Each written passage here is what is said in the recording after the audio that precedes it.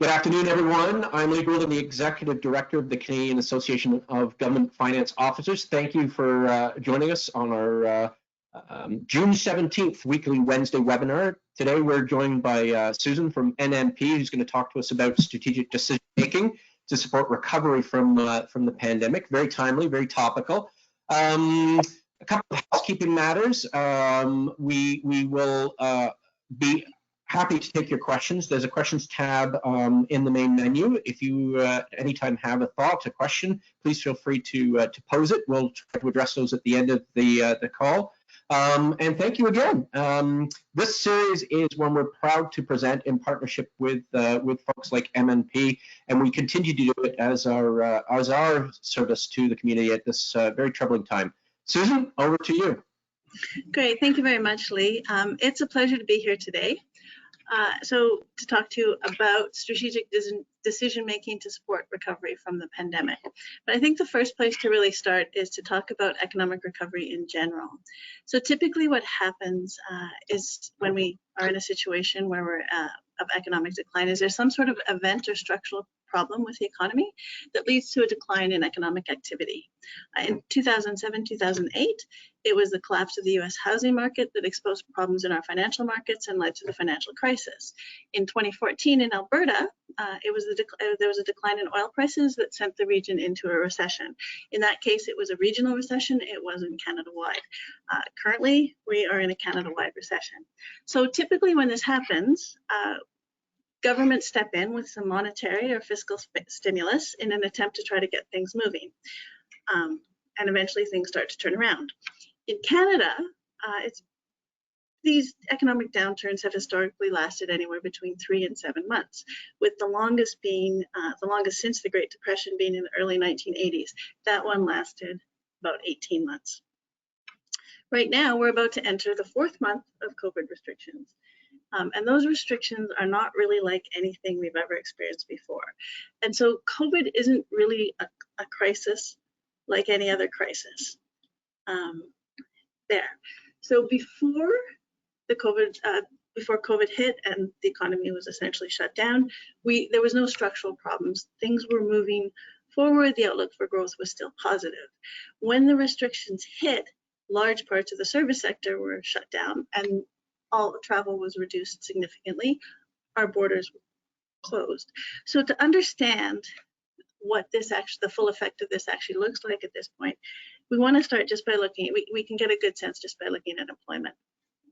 So between February and May 2020, Canada lost 2.7 million jobs. Our unemployment rate in May our official unemployment rate was about 13.7%, which is levels that we haven't seen before. So it's pretty unsettling, but to really see what's happening, you have to look at it by sector. So if you start by looking at those service sectors that are most impacted by those restrictions, and that would be food service, accommodation, retail, and other services, we've actually lost about 1.2 million jobs since February, just in those sectors. So the bulk of the job hits are there. If you look at other services, so this would be professional services, transportation, education, healthcare, we still lost a significant number of jobs. It's about 1 million. And then when you look at the goods producing sector, so this would be where you'd find things like construction, resources, agriculture. We've only lost about 500,000 jobs, which is still a lot, but compared to what's been lost in the other sectors, it's a lot less significant. So in May, things started to open up and we started to see increases in employment as workers are being called back. Except we're not seeing those increases in the service sector. Because for those sectors, the market is still essentially closed. We still have restrictions on crowds and movement, and the border remains closed. So if you're in food service accommodation, your market is shrunk significantly. And it's not clear when those restrictions are going to be eased. If we look at sort of what the current understanding of how this crisis will unfold, we know that the border is closed to all non-essential travel till at least the end of July and probably into August. We know that physical distancing requirements are here to stay, probably some into at least 2021. I know here I'm based in BC, and here in BC, the province has announced that those physical distancing requirements will be in place until there's a vaccine, or we've established herd immunity. So, and the current projection is, as I say, sometime into 2021. We are seeing relaxation of restrictions on movement within provinces, and there's probably going to be some relaxation between provinces over the summer. But we're also going to see continued limits on the size of gatherings. So this is not a temporary situation. And so it's important to recognize that that means that COVID is really, as I was saying, it's a very different type of crisis, and it's going to be a catalyst for changes that are likely to reshape significant parts of our economy. For many businesses, the foundation of their business model has changed. They're now being asked to implement social distancing requirements, so that will mean they need to change how they operate. In the case of a restaurant, it may mean that you have significantly reduced capacity. In the case of a tech company, it may mean your employees now just work from home and you don't need your physical office space or as much of your physical office space. If you're a manufacturing facility, you need to probably redo your production process because you have to have people separated on your production line. It's also affecting how people are going to engage. So before, we often had in-person meetings, people would do a lot of business travel. Now we're all communicating on electronic platforms such as Zoom or through this webinar, how I'm talking to you right now. And we're becoming increasingly familiar and comfortable with doing that. We had shopping at traditional bricks and mortar stores, which was already in decline. And now, with all the restrictions, people are being forced to move online. And once again, we're becoming more comfortable with that. We've seen a number of major retailers that have gone out of business. And those businesses aren't going to be replaced by other major retailers because, as I said, that sector was already in decline. People were already moving to online shopping. And this is probably going to accelerate that. For those businesses that continue to have a physical location, they may choose to invest in more technology or some sort of robots because it's just too difficult to implement the physical distancing among their employees. And so many of the jobs that we've lost are probably not coming back. And so that means that the impacts are going to be felt on multiple levels. And the degree of those impacts is going to vary significantly by, depending on what sector you're in, what your situation is. So on this slide I've shown on the left, you see the sectors that are most affected by this, that are going to have the hardest and longest recovery based on our expectations right now. And that would be things like related to tourism or events. And then in the middle, from the economic perspective, you have this group of businesses who are going to be affected because of knock-on effects and the general slowdown, but they're likely to be able to have more of a typical recovery of what we see in a recession as demand comes back. And then on the right, there are implications for both health and social, on the health and social dimension as a result of this.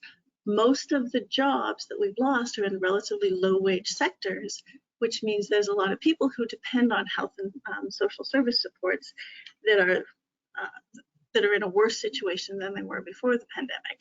So there's going to be a need to provide some sort of supports to them. So these are all important considerations when we're talking about our approach to economic recovery. Typically, what we do when we're trying to recover from some sort of economic downturn is we build things. That's what happened in 2007 and 2008. And it made a lot of sense then because the crisis started in the construction industry. And so by, spending money in the construction industry, you were able to, bring some of those jobs back and get things moving. In the current environment, spending money on construction projects to get things moving probably isn't going to help the most affected sectors, since they really rely on people being able to move not only domestically but internationally and to gather in groups. So that means we need to have a different approach, and it's not a one-size-fits-all approach to recovery. So when you're thinking about making decisions about how to support recovery, it's important to take into account the time frame. Okay? Right now, as I say, parts of the economy are closed and we're talking about a phased reopening. So depending on what phase you're in is going to affect some of the options available to you. So it's important that the response, that your response takes into account short-term considerations, medium-term considerations, and long-term considerations. It's also really important that it be data-driven and fact-based. There's a lot of emotional reactions to many things, and there's a lot of perceptions. People have a lot of perceptions of what's happening on the ground. But those may not actually be true. So it's important to make sure that you're still collecting data and you're still basing your decisions on facts. And that's going to help you develop some well-targeted and tailored policies to meet the needs of key sectors, different business sizes, different populations. Another key element is whatever approach is chosen needs to be adaptable to changing circumstances. This week we heard that in parts of China they've had to go into a lockdown again because infection rates have spiked. We don't know if that will happen here or whether we'll spend a significant amount of time in sort of this suspended state while we're waiting for a vaccine. Okay? It could be that there is a second wave and we do go into lockdown again, and so we're right back to where we started in April potentially. The other key element of strategic decision making is you have to keep in mind that we still need to be growth oriented and think about when that comes into the long-term idea. So I'm just going to outline a basic framework for recovery that takes into it, that shows the three time frames. You have the short term, and there's two components of the short term.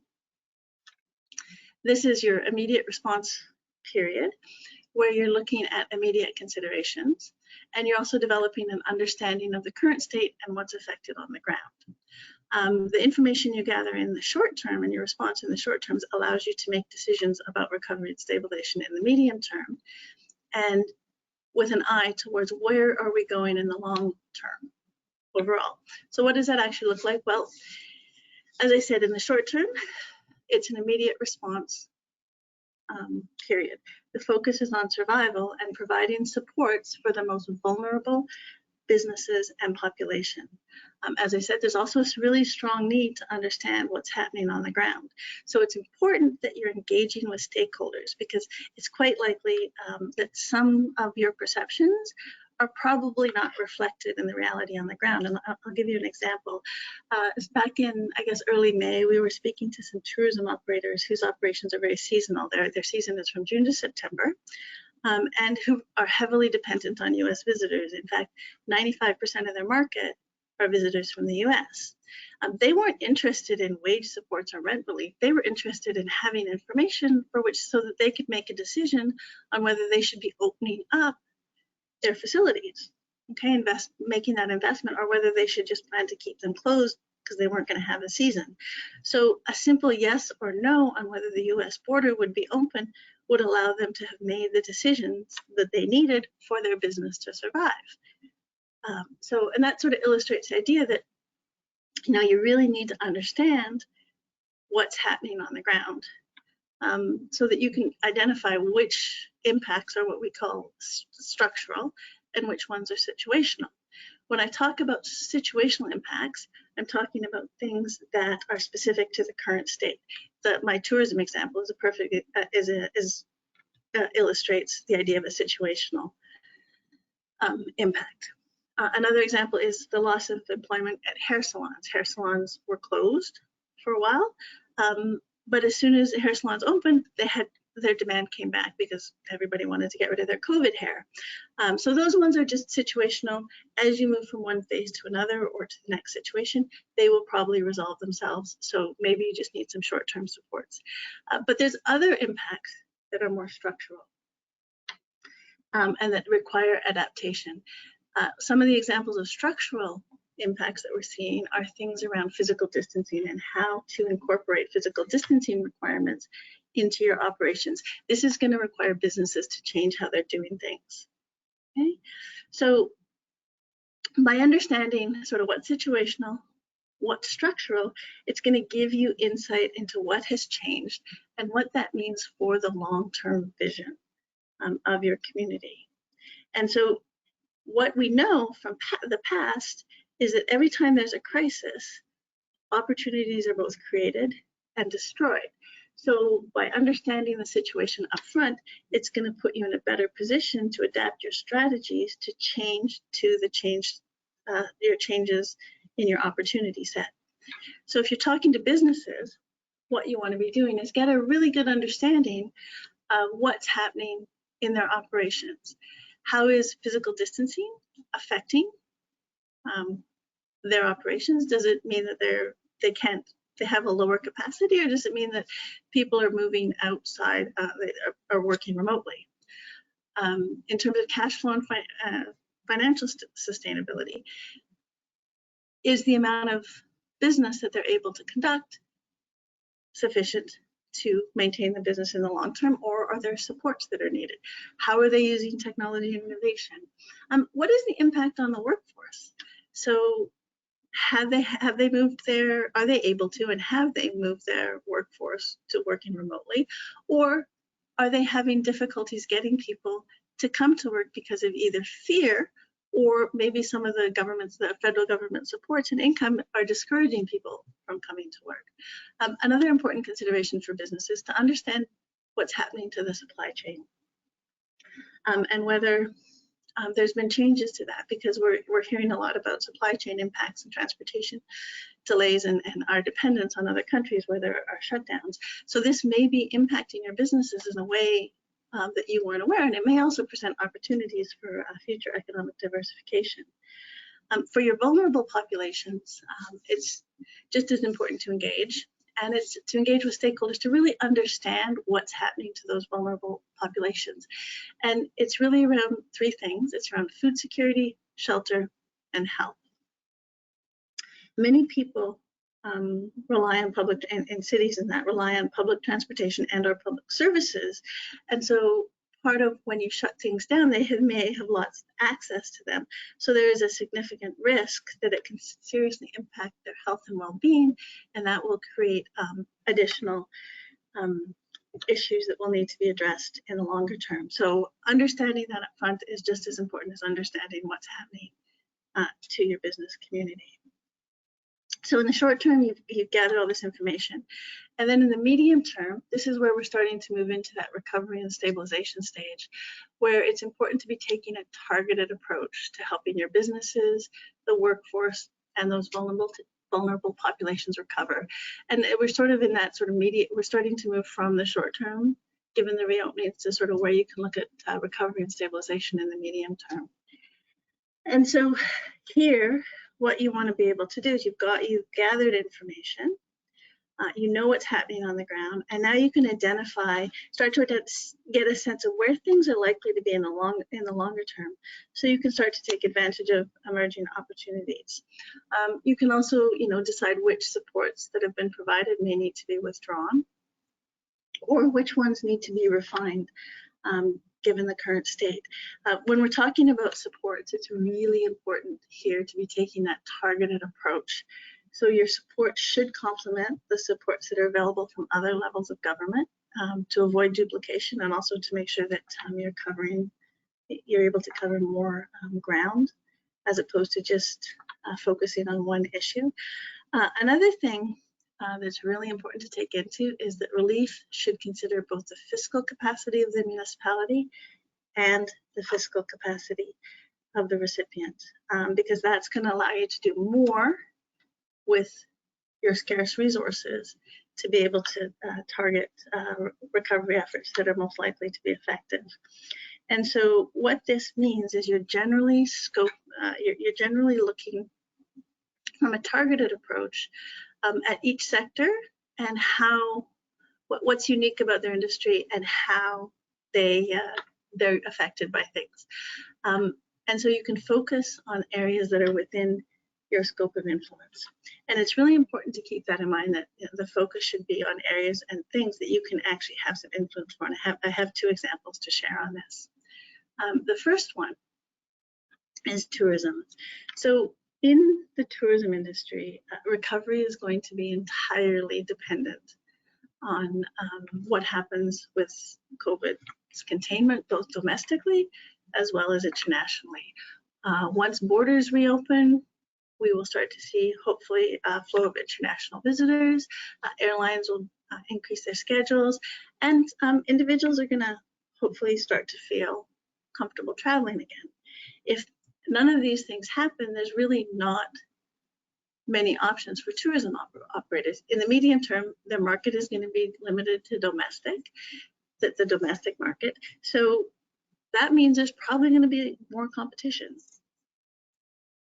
Because many of our tourism businesses focus on an international market, but if that international market isn't available, they're now going to be competing for those same domestic visitors. So really, in terms of the impact on tourism businesses, this is a situational impact. Okay? And there's not a lot that municipalities can do to provide relief to that situation. It's just a matter of waiting until things open up again. So that's one example. In contrast, if you look at what's happening with agri-food, for this industry, the impact has been mostly operational. Depending on where you are in this, the value chain, you've had issues with workforce availability. This sector is very dependent on temporary foreign workers for the planting season, for harvesting, and also for many of the processing that happens. So they've been experiencing both supply chain and transportation challenges. So in a lot of cases, they may not be able to sell their product right now or arrange to sell their product to other markets if they're heavily dependent on export, because people are a little uncertain about what demand's going to be. We're also seeing cost pressures due to physical distancing requirements, both in terms of work that's being done on the farms and the fields, and also in processing plants. So you have to sort of rejig how you're doing things. So this is more a structural example. These are structural impacts. So there are opportunities here to match workers affected by layoffs in other sectors to potential opportunities in agri-food. There's also a number of emerging opportunities related to agri-food and food security that we're starting to talk about. And it's by identifying those kind of opportunities that we're going to get a pathway out of this. So as I had said earlier, it's important to take into account those 3 time periods. The short term, when you're doing that immediate impact, the medium term, when you're sort of looking at recovery and stabilization, and also to keep in mind the longer term, which is where you're actually going, and not lose sight of the future and what the long-term vision for a community may be. So, and what that long-term vision means that you may need to change the sectors that you're focusing on, okay? Because maybe the demand or the situation has changed, or maybe maybe you need to diversify away from something that's been heavily impacted by COVID, so that you have a future as you wait for that to recover. You also need to continue to provide support for local businesses to grow. It's not just necessarily about recovery, but there's also should be some investment in things like infrastructure to support new ways of doing things. A really good example is in many communities, if people move to working remotely, the broadband is not sufficient to support that. So maybe an investment in infrastructure will provide your businesses with support to be able to move to this new reality of working remotely, and that'll allow them to continue to grow, because maybe they weren't able to get labor in the community, but maybe by having people work remotely and having access to broadband, they can employ somebody in a community not that far away seamlessly. Workforce development continues to be important. You need to keep in mind that there may be training opportunities post-COVID that can help you fill some previous labor shortages in some industries. And it's also important to continue to think about investment attraction, particularly around emerging opportunities. So just to give you some examples in terms of the support for businesses to grow. Pre-COVID, as I had mentioned earlier, the economy was doing relatively well. We didn't have any structural problems. Businesses were in a good place. They were earning profits. So there was a lack of investment.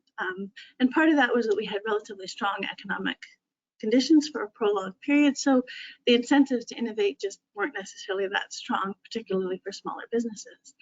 Post-COVID, well, the whole operating environment has changed. So what that means is that to survive, businesses will need to innovate.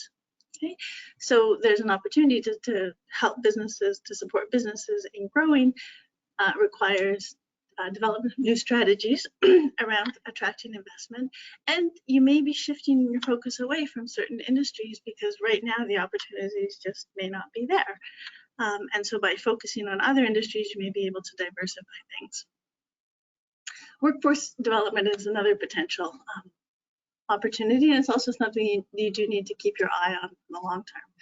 Prior to COVID, there was a number of skills gaps across Canada, and there were labor shortages in a lot of industries, and those labor shortages meant that businesses couldn't actually expand, and it was causing all sorts of issues, and we were looking at different ways of filling those labor shortages.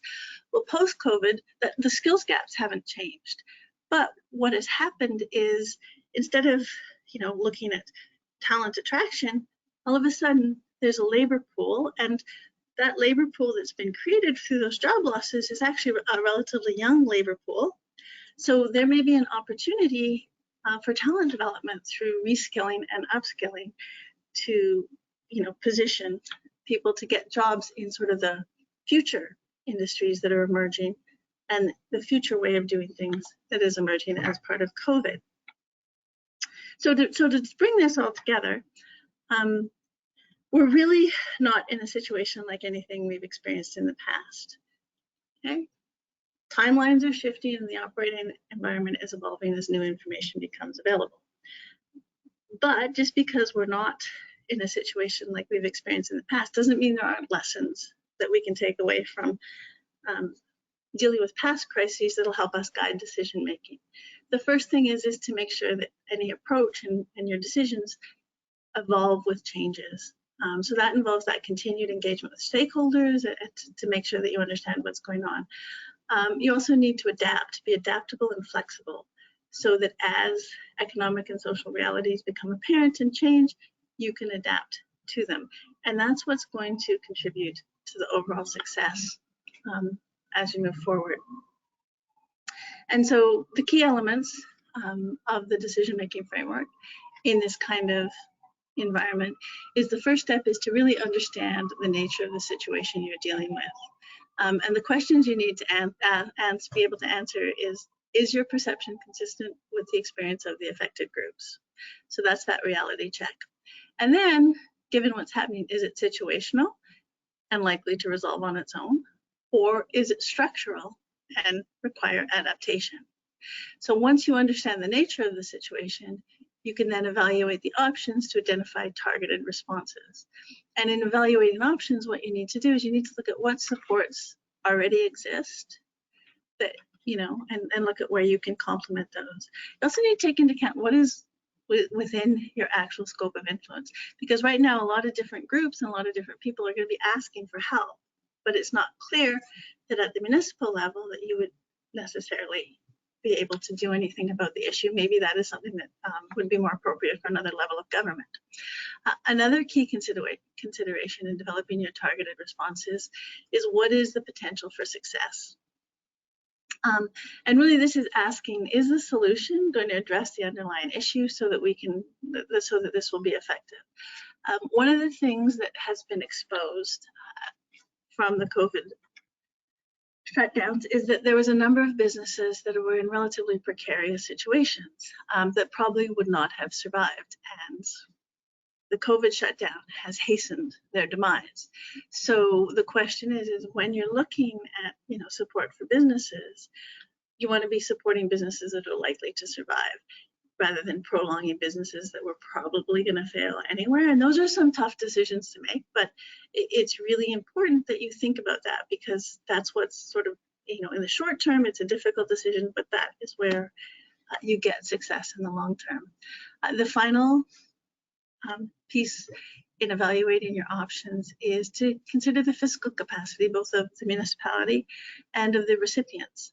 In a lot of cases, there's been a lot of things like rent deferrals or property taxes, deferrals on property taxes, which are great, but there's still a lot of people that can afford to pay their property taxes, and their financial position is such that they can pay their property taxes. So maybe targeting property tax deferrals to just the groups most affected might be in a better situation because it will reduce your overall borrowing costs going forward and could help you potentially avoid some budget cuts that could have some negative effects in the long term, even though I know we all like to have our property taxes deferred.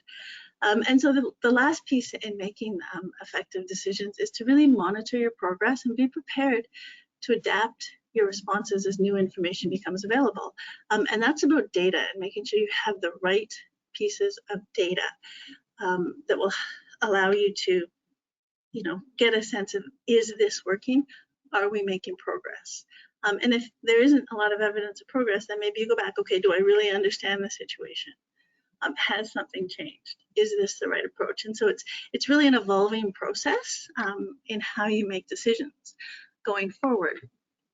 And so by, in closing, by sort of keeping all these elements in mind, it will help us make decisions that help us get through the short run into recovery and stabilization and position us for long-term success. So I think that was really all I wanted to say on this topic at this point, but I'm happy to take any questions anyone might have.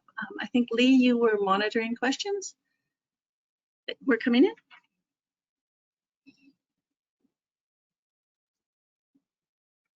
Hello?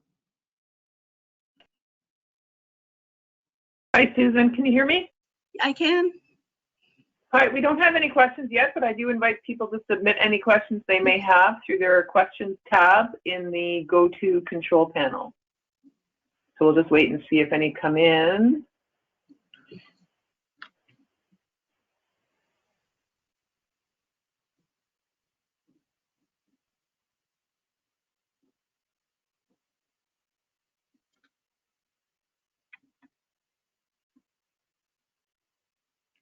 Don't see any yet.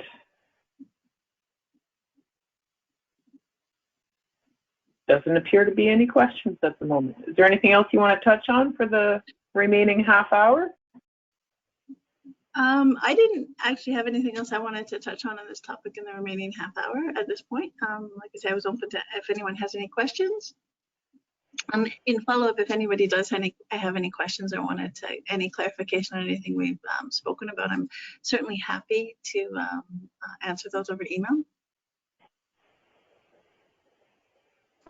Well, Susan, I want to thank you on behalf of CAGFO and our members for your time today. It's a timely topic to talk about how we're going to get through this pandemic that seems to be changing daily. As you point out, some businesses will rebound quite handily. I think you used the example of hairdressers and whatnot. Others, of course, will face challenges. But thank you for your time, for your topic. And as Anne and you have shared, we're happy to take questions even after this and share those with folks.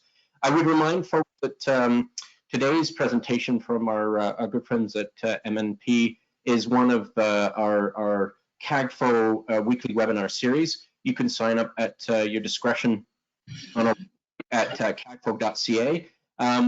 We continue to update our website. We're just in the process of adding a discussion forum. I'd certainly invite you to check that out. Again, cagfo.ca.